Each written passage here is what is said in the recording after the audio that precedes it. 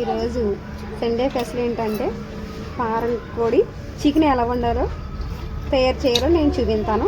ఇలా ట్రై చేయండి, చాలా టేస్టీగా వస్తుంది. ఇంకా కడుక్కోవాలంటే ఫస్ట్ నిమ్మకాయ వేసుకొని కొంచెం సాల్ట్ వేసుకొని శుభ్రంగా ఒక 5-6 సార్లు కడుక్కొని చేసుకోవాలి.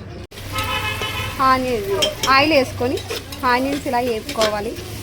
టమాటాలు కొంచెం పసుపు వేసుకొని సాల్ట్ వేసుకొని అంటే ఇలాగ ఫ్రై అయ్యే వరకు ఇలా కుక్ చేసుకోవాలి. ఇప్పుడు ఆనియన్స్ బాగా ఫ్రై అయిపోయినాయి, గోల్డ్ కలర్లో ఇలాగా రావాలి. ఫ్రై అవ్వలేదు, గోల్డ్ కలర్లో వచ్చాక కొంచెం అల్లం వెల్లుల్లి పేస్ట్ వేసుకోవాలి.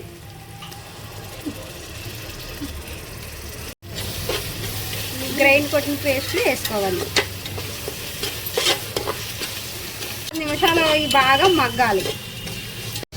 బాగా పచ్చివాసన పోయే వరకు బాగా వేగాలి. ఇక శుభ్రంగా కడుక్కున్న చికెన్ వేసుకోవాలి.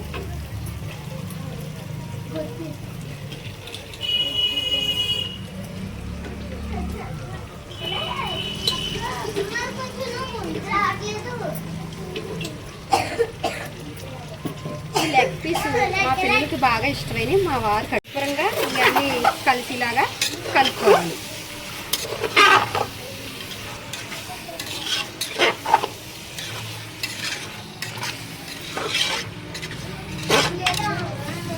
కలిపిన తర్వాత ఒక 10 నిమిషాలు బాగా మగ్గేదాకా మూత పెట్టుకోవాలి. పోయాక మూత తీసుకొని ఒకసారి కలపాలి. ఆ తర్వాత అప్పుడు మళ్ళీ 2 నిమిషాలు మూత పెడితే వాటర్ అంతా పైకి వస్తుంది. చూడాలి.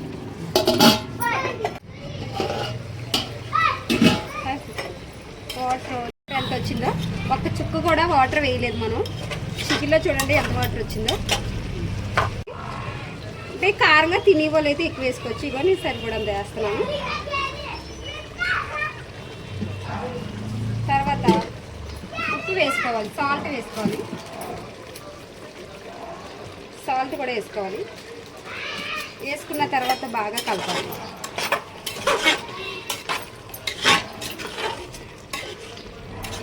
చూడండి ఫ్రెండ్స్,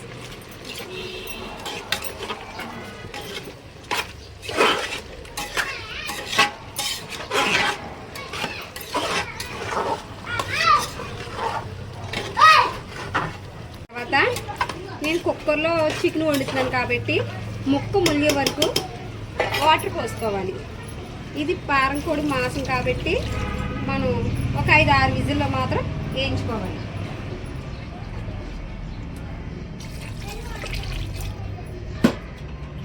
కుక్కర్ మూత పెట్టినప్పుడు విజిల్ సరిగ్గా ఉందో లేదో సరి చూసుకొని పెట్టుకోనాక అప్పుడు కుక్కర్ మూత పెట్టుకోండి.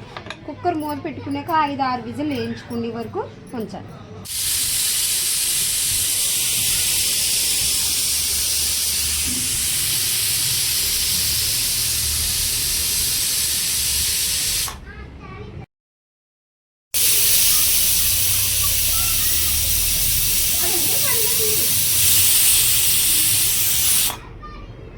విజిల్ వేసిన తర్వాత కూర మూత ఓపెన్ చేసి చూడండి ఎలా ఉంటుందో.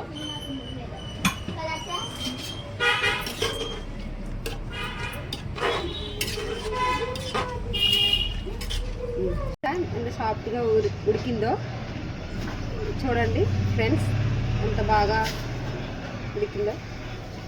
మసాలా వేసుకొని పైన ఇలా కొంచెం కొత్తిమీర ఇలా జల్లుకొని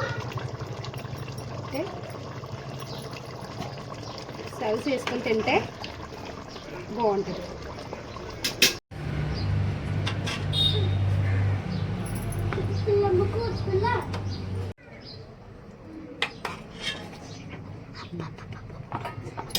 ఎంత బాగా వచ్చిందో, ఎంత జ్యూసీగా గ్రేవీగా ఎంత బాగా వచ్చిందో. ముక్క కూడా చాలా టేస్టీగా